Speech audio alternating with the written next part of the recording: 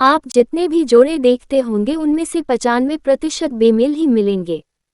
पता नहीं क्या जादू है कि हमेशा हूर लंगूर के हाथों ही आ फंसती है। हमारे हाथ में भी आखिरकार एक हूर लग ही गई थी, आज से 36 साल पहले। जब शादी नहीं हुई थी हमारी तो बड़े मजे में थे हम। अपनी नींद सोते थे और अपनी नींद जागते थे। न ऊँधों का लेना था न माधों का देना। हमारा तो सिद्धांत ही था, आए मौज फकीर की, दिया झोपड़ा फूंक। यानी कि अपने बारे में हम इतना ही बता सकते हैं कि आगे नाथ न पीछे पगहा। किसी के 3-5 में कभी रहते ही नहीं थे हम।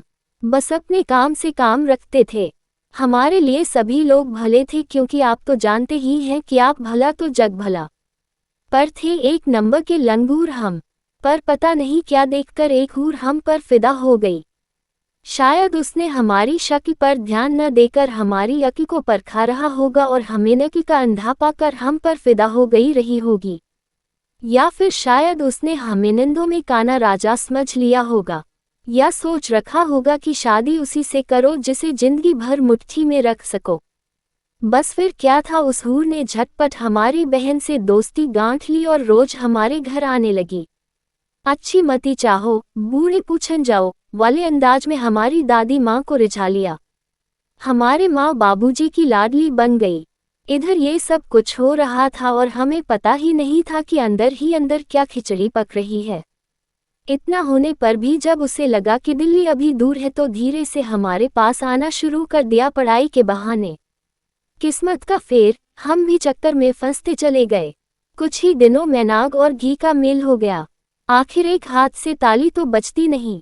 हम भी ओखली में सर दिया तो मूसलों से क्या डरना के अंदाज में आ गए।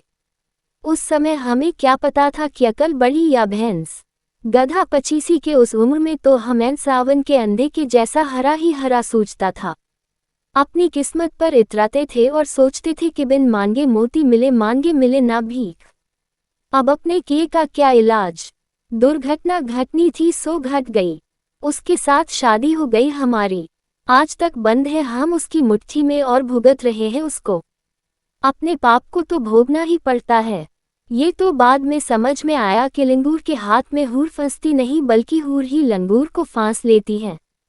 कई बार पछतावा भी होता है, पर अब पछताए होत क्या जब चिड़िया चुग गई खेत।